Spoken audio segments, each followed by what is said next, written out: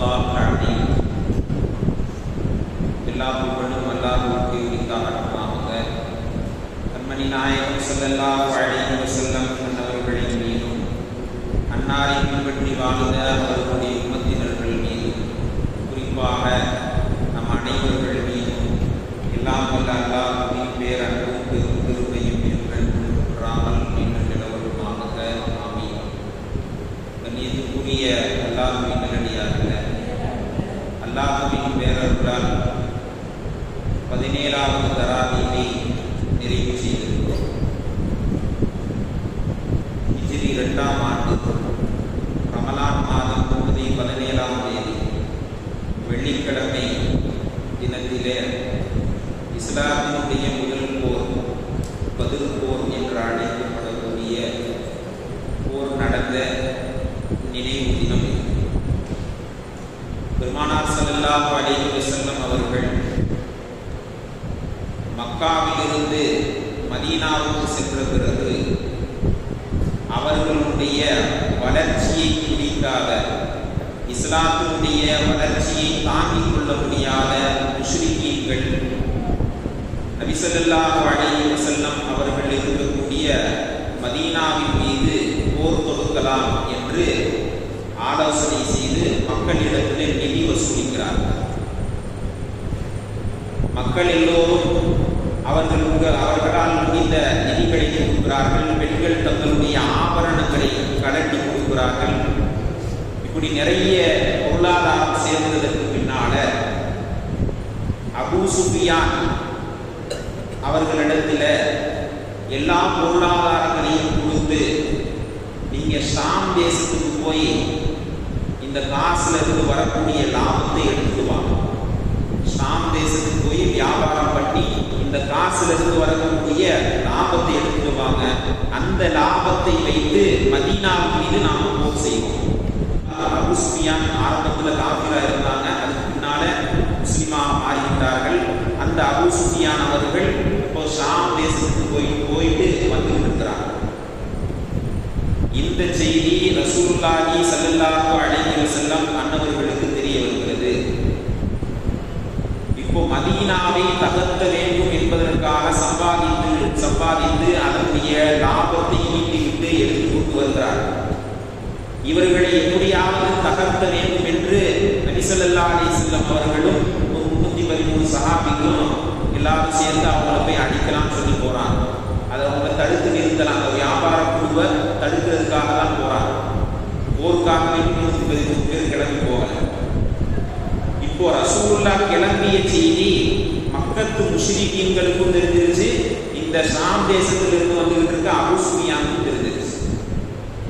Abu Sufiyan அவர்கள் வேற வழியா போய் மதீனா வழியா போகாம வேற வழியா மக்காவுக்கு போய் சேர்ந்துட்டார்.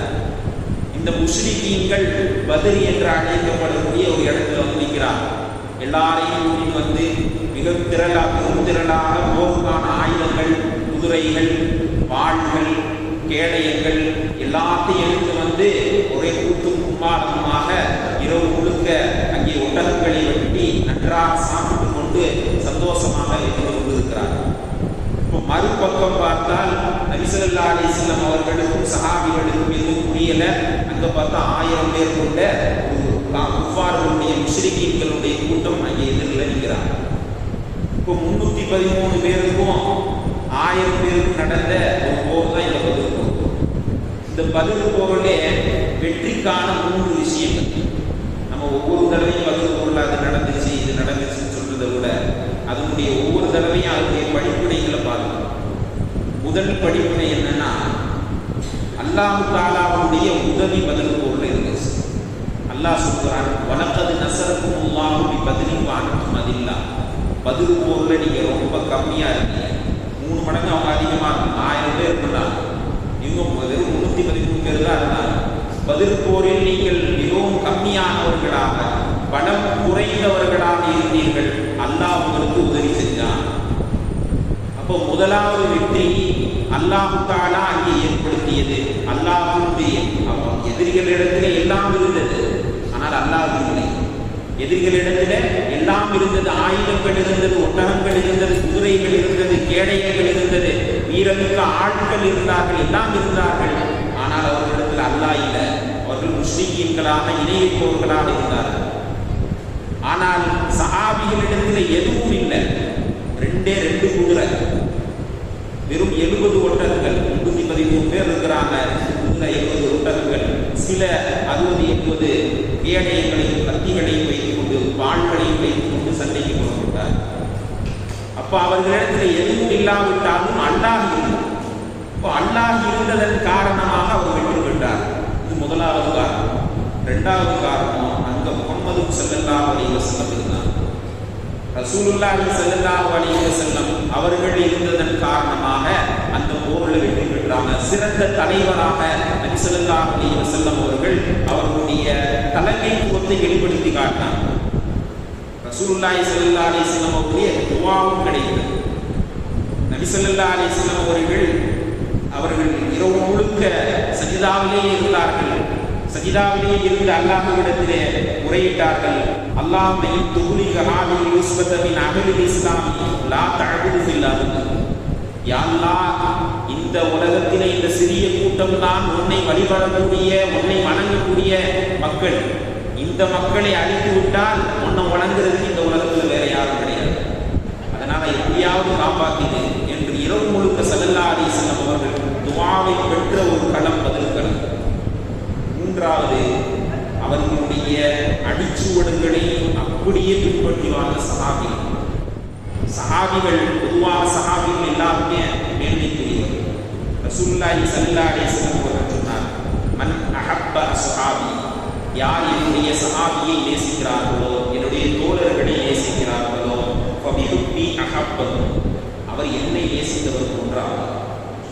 மேலும் சொன்னார்கள், வமன் அபுகலஹும் ஃபபிஹுப்பி அபுகலஹும், யார் அவரை கோபித்துக் கொள்கிறாரோ, அவர் மீது சந்தையிடுகிறார்களோ, அவரை திட்டுகிறார்களோ, அவர்களை ஏசுகிறார்களோ, அவர் என்னை ஏசியவர்கள் ஆவார்.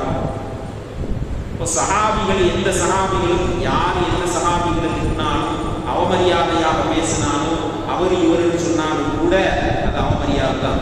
ரசூலுல்லாஹை இழிவுபடுத்தியது போன்று. எனவே நபி ஸல்லல்லாஹு அலைஹி வஸல்லம் அவர்களுடைய சஹாபிகள் எல்லா சஹாபிகளும் சிறந்தவர்கள் என்றாலும் கூட பத்ரீன்களுக்கு தனி சிறப்பு. பதிரிலே கலந்து கொண்ட அந்த 313 சஹாபிகள் தான் எல்லா கட்டத்திலையும் உட்படுத்தப்பட்டார். யாராச்சும் பொது வைக்கணுமா, சஹாபிகள் எல்லாரும் கூப்பிட்டாங்களா, யார் பொது வைக்கிறது அப்படின்னு கேட்டா பத்ரீன்கள் யாராச்சும் இருக்கிறாங்களா, அவங்க பொது வைக்க. எல்லா கட்டத்திலையும் பத்ரீன்களை சஹாபிகள் உட்படுத்தினார். பதில் சஹாபாக்கள் அதிலே கலந்து கொண்ட அந்த 313 பேர் அவர்கள் நபி ஸல்லல்லாஹு அலைஹி வஸல்லம் அவர்கள் மீது எந்த அளவுக்கு அவர்கள் பின்பற்றினார்கள் என்பதை அந்த வரலாறு நமக்கு சொல்கிறது. நபி ஸல்லல்லாஹு அலைஹி வஸல்லம் முதல் நாள் கேட்கிறாங்க, ஆலோசனை செய்யறாங்க. நபி ஸல்லல்லாஹு அலைஹி வஸல்லம் இருக்கிறாங்க, 313 சஹாபிகள் இருக்கிறாங்க. ரசூலுல்லாஹ் கேட்டாங்க, நாளைக்கு போருக்கு போகலாமா? அது சரிப்பட்டு, ஐயா 1000 பேர் இருக்கிறாங்க, நம்மை விட 3 மடங்கு அதிகமான நபர்கள் இருக்கிறாங்க, போய் சண்டைக்கு போகலாமா, போர் செய்யலாமா கேட்கிறாங்க. இப்போ அபூபக்கர் சித்திக் தான் இருந்துச்சாங்க. இது சொன்னாங்க, யார சொல்லலாம் போலாம், பிரச்சனை இல்லை, நாங்கள் தயாராக இருக்கோம். திரும்பியும் கேட்டாங்க ஸல்லல்லாஹு. உமர் ரலியல்லாஹு இருந்துச்சாங்க, யார சொல்ல போனோம், நாங்கள்லாம் தயாராக இருக்கோம், நாங்கள் யாரும் போய்ப்பாங்க. ஒரு திரும்பியும் கேட்டாங்க ஸல்லல்லாஹு அலைஹி வஸல்லம். அப்பதைக்கு மிக்தாத் ரலியல்லாஹு இருந்துச்சாங்க. எந்திரிச்சு யார சொல்லலாம், மூசா அலைஹிஸ்ஸலாத்து வஸ்ஸலாம் அவங்க காலத்தில் நடந்த ஒரு சம்பவத்தை சொன்னாங்க. மூசா அலைஹிஸ்ஸலாத்து வஸ்ஸலாம் அவர்களும் அவர்களுடைய சஹாபிகளும் அவருடைய தோழர்களும் ஒரு போருக்காக மூசா அலைஹிஸ்ஸலாம் கொண்டு போறாங்க. கொண்டு போனதுக்கு முன்னால எதிரிகளை பார்க்குறாங்க. எதிரிகள் எல்லாம் நல்லா பெருசு பெருசா இருக்கிறான், எல்லாம் உடம்புலாம் பெரிய பெரிய உடம்பா இருக்கு. இவங்களை பார்த்ததுக்கு பின்னால அந்த மூசா அலைஹிஸ்ஸலாத்து வஸ்ஸலாம் அவருடைய சஹாபிகள் சொன்னாங்க, தோழர்கள் சொன்னாங்க, மூசாவே நீங்களும் உங்க அல்லாம போய் இவங்களை சண்டை போடுங்க, எங்களாலாம் முடியாது, எல்லாம் பெருசு பெருசா இருக்கிறாங்க அப்படின்னு சொன்னாங்க. நாங்க அது மாதிரி சொல்ல மாட்டோம். இப்பதான் ரலியல்லாஹு எதிர்த்து சொன்னாங்க, நாங்க அது மாதிரி சொல்லக்கூடிய ஆளுநர் கிடையாது, நாங்க எதுவாக இருந்தாலும் எதிர்கொள்வோம் எதிர்த்து சொன்னாங்க. திரும்பியும் ஸல்லல்லாஹு அலைஹி வஸல்லம் ஏன் திரும்ப திரும்ப கேட்டாங்கன்னா, எந்திரிச்சது ஃபுல்லா மக்கா சஹாபி, மக்காவில் இருக்கக்கூடிய மக்காவாசிகள். மதீனாவிலுடைய சஹாபிகள் யாரும் எதிர்த்து நிற்கல. இப்போ உடனே ஸஅத் இப்னு முஆத் ரலியல்லாஹு அன்ஹு என்ற சஹாபி எதிர்த்து சொன்னாங்க, யா ரசூலல்லாஹ், நீங்க எங்களெல்லாம் கேட்குறீங்கன்னு தெரியுது, எங்களை தான் நீங்க கேட்கறது மாதிரி தெரியுது அப்படின்னு கேட்டப்ப ரசூல் ஆமா அவ்வளவுதான் கேட்கிறேன். மாதிரி இல்லாம அவங்க எந்திரிச்சு மிக வீரமிக்க ஒரு உரையை நிகழ்த்தினாங்க. நீங்க எங்களை என்ன வேணாலும் சொல்லுங்க, நாங்க உங்களையும் பின்பற்றுகிறோம், நாங்கள் உங்களை ஏற்றுக்கொண்டவர்கள். நீங்க எங்களை தூக்கி கடல்ல குடிக்க சொன்னா நாங்கள் குடிக்க தயாராக இருக்கிறோம், ஒருபோதும் நாங்கள் பின்வாங்க மாட்டோம். போர் நடக்குது, போர்ல சஹாபிகள் வெற்றி பெறுகிறார்கள், முஸ்லிம்கள் அவர்கள் தோல்வி வருகிறார்கள். இந்த போர்ல மலக்குமார்கள் கலந்து கொண்டார்கள். அல்லாஹ் தஆலா மறைமுகமாக மலக்குமார்களை அந்த போரின் மூலமாக வெற்றி அல்லாஹ் தஆலா கொடுத்தார். இதுல 14 சஹாபிகள் ஷஹீதானார்கள். இப்போ இந்த சஹாபிகள் ரசூலுல்லாஹி ஸல்லல்லாஹு அலைஹி வஸல்லம் அவர்கள் மீது கொண்ட அன்பு நேசம், அவர்களை பின்பற்றுவதற்குரிய எந்த அளவுக்கு பின்பற்றணுங்கிறத இந்த பத்ரீன்களுடைய சஹாபிகள்கிட்ட புரிஞ்சுக்கலாம். ரசூலுல்லாஹ் எந்த இடத்துல நிற்க சொன்னாங்களோ அந்த இடத்துல சரியா நின்றாங்க.